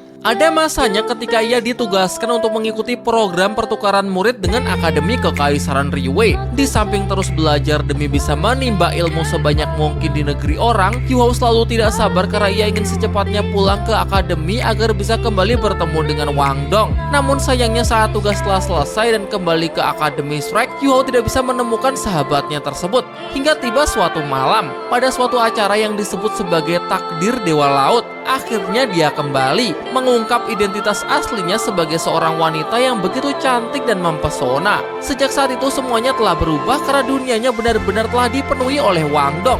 Saling jatuh cinta dan berjanji akan selalu menjalani kehidupan bersama, meskipun takdir seringkali mempermainkan mereka. Sembari terus menceritakan mengenai hubungannya dengan Wang Dong, Yu Hao sudah berhasil menyelesaikan 6 tusukan yang sangat menyakitkan tersebut. Tang Wutong menangis, memohon agar Yu Hao segera berhenti karena ia ingin menggantikannya untuk mengambil 2 tusukan terakhir. Ia mengingatkannya bahwa bukankah sebelumnya mereka telah berjanji bahwa apapun yang terjadi, mereka harus menghadapinya bersama. Ya, Yuhou ingat bahwa bersama dengan Wang Dong mereka begitu saling mencintai dan berharap bisa terus bersama untuk selamanya. Namun selalu saja takdir berkata lain. Puncaknya saat mereka terjebak ke dalam lembah pengujian cinta semesta. Di sanalah takdir lagi-lagi berusaha untuk memisahkan mereka. Ketika Wang Dong mengalami fase antara hidup dan mati, menghilang dan tidak pernah benar-benar kembali. Sampai beberapa lama kemudian Tang Wutong tiba-tiba hadir di dalam hidupnya sebagai sosok yang begitu mirip dengan kekasihnya yang telah lama hilang. Harapan pun kembali muncul. Ia pikir akhirnya Wang Dong telah kembali. Ia pun mencoba memastikannya melalui teknik penyatuan roh pelindung, dan sayangnya percobaan tersebut sepenuhnya gagal, sehingga ia pikir untuk kesekian kalinya takdir lagi-lagi telah mempermainkannya. Harapan yang selalu ia impikan sirna dalam sekejap. Ia harus menelan kenyataan pahit bahwa Tang Wutong ternyata bukanlah Wang Dong.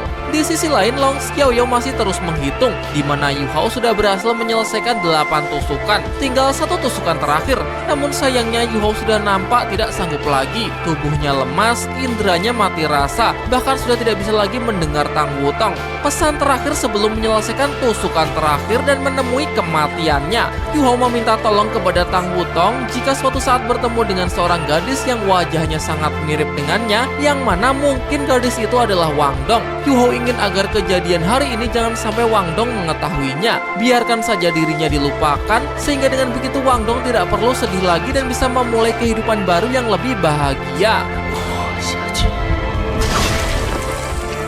Dengan ini 9 tikaman telah benar-benar selesai. Di saat yang sama, secara mengejutkan simbol Trisula Dewa Laut yang ada di kepala Tang Wutong pecah, kemudian melepaskan ledakan cahaya Dewa Naga yang dipenuhi dengan amarah dan kesedihan. Nah, kemana ini Tang San? Anaknya dalam bahaya kok masih bisa santai-santai di alam dewa? Baiklah para kultivator, itulah ulasan Shaolan 2 episode 134. Ending apaan ini? Kecewa banget kan pasti kalian? Ya sama sih. Tapi kita harus bersabar untuk menunggu kelanjutannya di minggu depan. Sebagai pengobat kesabaran, mari saatnya kita bahas hal menarik di episode kali ini. Detail kecil yang mungkin terlewatkan atau plot cerita yang masih cukup membagongkan. Episode 134 Shaolan 2 menyajikan kontras yang begitu kuat. Paruh pertama didominasi pertempuran intens dengan tempo cepat dan visual yang solid, menunjukkan puncak konflik kekuatan antar karakter. Ini dari sisi Yuhou dan Tang Wutong ya. Dua anak ini benar-benar sudah all in, memberikan segalanya. Bahkan itu Tang Wutong sampai ngurutin loh, dari teknik cincin roh pertama sampai ke-7 dikeluarin semuanya. Gak ada yang ditahan-tahan. Gimana gak habis coba kekuatan rohnya. Sementara Yuhou pun juga sama. Yang sebelumnya selalu kalian tanyakan, kok nggak pakai jurus es? Kok para kodamnya nggak pada bantu? Nah, di sini Bingbing dan Putri Salju udah coba bantu dengan serangan terkuat mereka ya. Tapi tetap aja lawannya emang terlalu OP. Sedangkan kalau dari sisi Long Xiaoyou sih kayaknya jelas masih belum mengeluarkan seluruh kekuatannya ya, karena emang nggak perlu. Kemudian untuk paruh kedua atau setengah ke belakang berubah menjadi dramatis, dari pertempuran yang begitu intens menjadi drama yang penuh emosional, lebih berfokus pada pengorbanan, kesedihan, rasa kehilangan, dan dampak dari pertempuran tersebut. Meskipun perubahan mood terasa mendadak, justru disitulah kekuatan episode ini yang menegaskan bahwa memang se-overpower itu kekuatan dari seorang Limit Dolo. Kembali ke scene pertarungan. Di sini Yuhou pakai mode dingin yang dikombinasikan dengan pedang Yilai Kesi, di mana Hu Yuhou memang pernah nyebutin ini di episode 131 saat merasakan bahwa esensi dari S Ultimate-nya ternyata memang punya arah yang sama dengan teknik nekromansi. Terus kenapa Yuhou nggak pakai serangan mental lagi untuk melawan Long Xiaoyou? Padahal cara ini kan sebelumnya sangat efektif. Ya karena untuk mengisi ulang dan memulihkan kekuatan mental itu tidak bisa instan. Beberapa kali diperlihatkan Yuhou yang harus benar-benar bed rest agar bisa pulih total. Maka dari itu pilihan yang paling masuk akal adalah dengan mengandalkan kekuatan rohnya yang jauh lebih cepat dalam hal pemulihan. Lanjut, bagi Long Xiaoyou, sosok Tang Wutong sempat mengingatkannya dengan Ye siswi muda. Dan di sini banyak yang protes ya. Di kontenku sebelumnya, pembahasan Shaolan 2 episode 132, di situ aku udah bahas masa lalu dari Mu En, Ye siswi, dan Long Xiaoyou. Terus banyak yang komplain, "Bang, kok beda dari versi novel? Harusnya nggak gitu bang. Di novel, Ye siswi itu dari awal sukanya emang sama Long Xiaoyou, bukan sama Mu En." Nah, di sini aku mau klarifikasi ya guys. Aku lupa nggak nyebut kalau penjelasan tersebut itu berdasarkan POV atau sudut pandang Long Xiaoyao. Karena yang tahu cerita aslinya ya cuma Ye Sisui. Coba kalian tonton lagi dah. Link udah aku taruh di deskripsi dan langsung loncat aja ke menit-menit akhir. Dan aku berencana untuk jelasin dari sudut pandang Ye Sisui-nya nanti ketika ada scene Ye Sisui lagi. Tapi karena banyak yang protes, aku jelasin sekarang aja kali ya. Ini cerita aslinya yang aku ambil dari sudut pandang Ye Sisui. Bener-bener dari awal ya. Ini terjadi pada 200 tahun yang lalu. Ye Sisui adalah seorang gadis dengan kecantikan luar biasa dan sikap lemah lembut yang terlibat dalam salah satu kisah cinta paling tragis di benua Dolo. Di masa mudanya, ia sudah menjadi anggota dari sekte kultus Roh Suci. Lalu, suatu hari ia mendengar ada turnamen Mastro Elite benua dan sangat tertarik untuk turut berpartisipasi. Namun, karena kala itu sekte kultus Roh Suci di-ban dan keberadaan Mastro jahat benar-benar dilarang, Ye Sisui muda memilih untuk menyembunyikan identitasnya ini agar bisa berpartisipasi dalam turnamen. Sebelumnya sudah eksis lebih dulu dua Mastro yang merajai turnamen tersebut. Tentu saja mereka adalah Mu En dan Long Xiaoyao dengan julukannya sebagai naga suci kembar hitam dan putih. Jadi ketika datang peserta lain yang mampu bersaing dengan mereka berdua, maka jelas langsung dapat menarik perhatian semua orang. Ya, dia adalah Ye Sisui. Disinilah ia pertama kali bertemu dengan Mu En dan Long Xiaoyao. Dengan cepat nama mereka naik ke puncak sebagai tiga generasi muda terbaik pada masanya. Setelah turnamen berakhir, ketiganya sempat berpisah untuk melakukan perjalanannya masing-masing dan berkelana di benua, hingga kemudian bertemu kembali dan menjadi sahabat dekat. Singkat cerita, tumbuh hubungan asmara cinta segitiga di antara mereka. Baik Mu En dan Long Xiaoyao sama-sama jatuh hati kepada Ye Sisui. Dan ketika keduanya mengungkapkan perasaannya, gadis itu pun dihadapkan pada keputusan yang sulit. Nah, ini di dalam hati sebenarnya Ye Sisui mencintai Long Xiaoyao dan sudah menganggap Mu En seperti kakaknya sendiri. Di sisi lain, Zhongli, pemimpin sekte kultus Roh Suci era itu, melihat bahwa kekuatan naga suci cahaya Mu En menjadi ancaman besar bagi sektenya di masa depan. Apalagi Mu En berafiliasi dengan Akademi Shrek dan kandidat kuat sebagai ketua Pavilion Dewa Laut yang baru.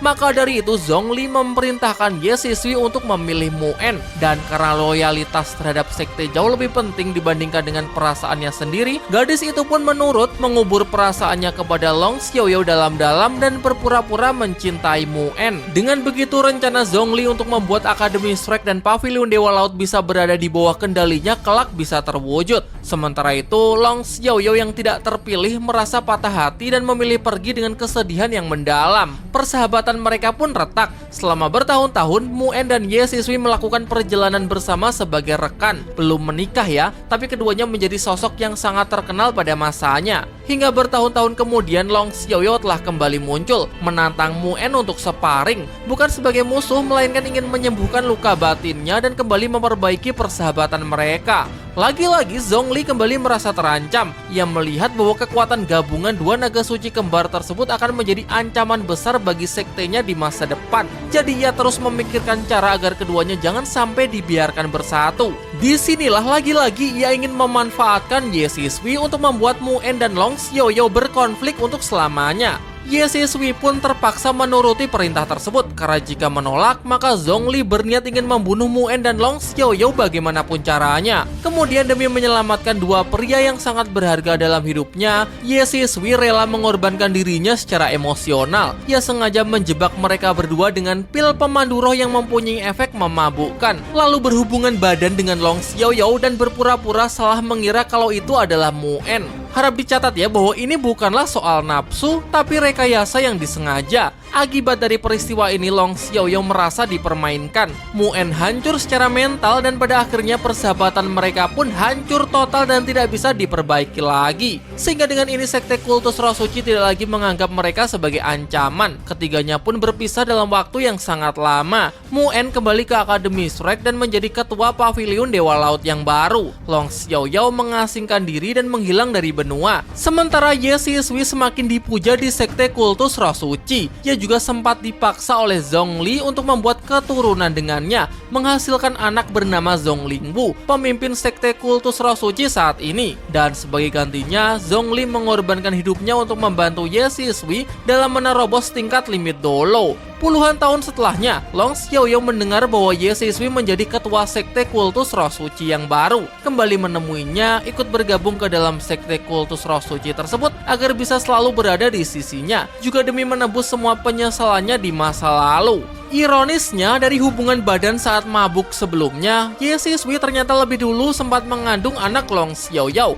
Tetapi demi untuk menyelamatkan bayi yang tidak berdosa tersebut, Ye Sisui merahasiakan hal ini dari siapapun, termasuk dari Long Xiaoyou. Dan spoiler warning, anak itu adalah ayah dari dekan Yan Zhaoze. Jadi bisa dibilang Ye Sisui dan Long Xiaoyou adalah kakek neneknya. Makanya kalau kalian flashback ke episode 63 di mana dekan Yan Zhaoze akhirnya bertemu dengan kakeknya untuk pertama kali, Long Xiaoyou meskipun ia belum tahu kebenarannya, tetapi ia sempat mengaku dapat merasakan aura yang familiar dari Yan Zhaoze. Apalagi setelah menyaksikan bahwa Yan Zhaoze mewarisi roh pelindung Phoenix Cahaya yang sangat langka. Makanya ia sempat menanyakan dari manakah asal garis keturunannya. Dan Yan Zhaoze menjawab bahwa ia mewarisi roh pelindung tersebut dari ayahnya yang sudah lama meninggal. Dan asal kalian tahu, dalam novel Ye Sisui punya roh pelindung ganda. Salah satunya adalah Phoenix Cahaya. Nah itu kan jadi kejauhan spoilernya. Tapi nggak apa-apa, ini juga udah ada kok di novelnya. Tinggal kita lanjutin aja bagaimana cerita ini dideliver ke Donghuanya. Apakah plek ketiplek atau ada yang dirombak? Lanjut, Long Xiaoyou bersedia memberikan pengampunannya hanya jika Yu Hao mau menuruti perintahnya untuk mengambil 9 tusukan. Apakah ini murni hanya untuk mempermainkan Yu Hao atau ada maksud tersembunyi di baliknya? Tenang, Long Xiaoyou itu sebenarnya baik kok. Jadi dulu ia sempat menemui Muen sebelum kematiannya. Lalu sahabatnya tersebut menitipkan sebuah pil naga untuk diberikan kepada Yu Hao. Pil tersebut berfungsi untuk memperkuat tubuh Yu Hao. Karena sebagai seorang limit dolo, jelas ia dapat melihat kalau kodam Yu Hao ini terlalu banyak dan kekuatannya juga terlalu besar untuk tubuhnya yang masih cukup rapuh. Sehingga jika dipaksakan tubuhnya bisa kolaps. Dan syarat agar efek pil naga ini bisa bekerja secara maksimal, tubuh penggunanya harus dilemahkan terlebih dahulu. Nah, inilah tujuan Long Xiaoyou menyiksa Yu Hao dengan 9 tusukan maut. Menariknya, pada tusukan ke-7, Tang Wutong mengatakan bahwa aku adalah ... Apakah mungkin ingatannya sebagai Wang Dong sudah pulih? Kemungkinan besar sih iya ya. Dari sini kita tahu bahwa ternyata simbol Trisula Dewa Laut yang ada di keningnya tersebut adalah segel untuk menekan ingatannya. Jadi saat segelnya hancur, otomatis ingatannya bisa kembali. Dan begitu hancur juga terlepas ledakan kekuatan cahaya dewa yang sangat besar. Apakah pertarungan akan lanjut ke ronde yang ketiga? Jujur saya ragu sih. Kemungkinan efeknya hanya membuat ingatannya pulih, bukan meningkatkan kekuatannya agar bisa bertarung lagi. Mungkin setelah ini Long Xiaoyou akan mundur dan menitipkan pil naganya untuk diberikan kepada Yu Hao, karena sudah tidak ada alasan lagi baginya untuk melanjutkan pertempuran. Atau menariknya lagi, ia membuat Tang Wutong pingsan lalu mengirimnya pulang ke Akademi Shrek sendirian, sementara Yu Hao akan ia bawa untuk dilatih di bawah bimbingannya. Hal ini sesuai dengan apa yang diperlihatkan di trailer terbaru yang fokus ceritanya udah berbeda. Trailer Shaolan 2 episode 135, Long Xiaoyou terlihat akan mencabut pedangnya yang masih tertancap di tubuh Yu Hao sambil mengatakan bahwa ia tidak bisa menghentikan keinginan Ye Sisui. Di sisi lain, Tang Wutong kembali ke Akademi Shrek namun sikapnya terlihat aneh. Dari suara tetua Zhuanzi menyebut kalau Tang Wutong seperti orang yang linglung. Scene berubah memperlihatkan Xiao Bei yang sedang mandi di sungai. Ia terlihat murung dan menangis. Mungkin dia rindu dengan teman-temannya di ujung utara ekstrim. Belum jelas di mana lokasinya, hanya terlihat seperti sungai di tengah hutan. Mungkinkah ini adalah tempat rahasia Long Xiaoyou untuk melatih Wu Yu Hao? Kita tunggu saja lah ya. Akhirnya setelah sekian lama, Kaisar Su Tianran kembali diperlihatkan. Ia bilang ke Jusi bahwa hanya Jusi lah yang tahu rahasianya. Rahasia apa yang dimaksud? Mungkin semacam kelemahannya atau rencana besar yang belum bisa kita tebak. Dialog berikutnya menyebut bahwa setelah memakannya, maka kekuatan fisikmu akan menjadi seperti naga raksasa. Ini kemungkinan merujuk pada efek pil naga sebelumnya ya. Terakhir kita diperlihatkan Wu Yu Hao yang berhasil menyusup ke dalam sekte kultus roh suci, menyamar jadi bagian dari mereka. kemungkinan besar ini berkat bantuan Ordal ya, yakni dari Long Xiaoyao. Makanya aku selalu bilang, baik kok sebenarnya orang ini. Dengan kemampuan nekromansinya yang bisa dipandang sebagai kekuatan kegelapan dan bisa memanggil para kesatria kegelapan dari dimensi bawah, membuat penyamaran Huo Yuhao sangatlah sempurna. Untuk tujuan dari penyusupannya kali ini mau ngapain bang? Ya kalau sesuai dengan apa yang ada di novel sih, seharusnya untuk menyelamatkan dan membawa pulang senior Tangya ya. Seperti yang sudah Yuhao katakan di episode 132 kemarin. Jadi memang untuk menyelamatkan senior Tangya. BB kan sebelumnya juga udah nyari-nyari tuh tanaman obat yang bisa nyembuhin pengaruh jahat dari mutasi roh pelindung Tangya. Jadi kemungkinan besar tujuannya emang itu. Nah oke, mungkin itu aja ya. Terima kasih bagi kalian yang udah nonton sampai habis. Sampai jumpa di video selanjutnya. Dadah.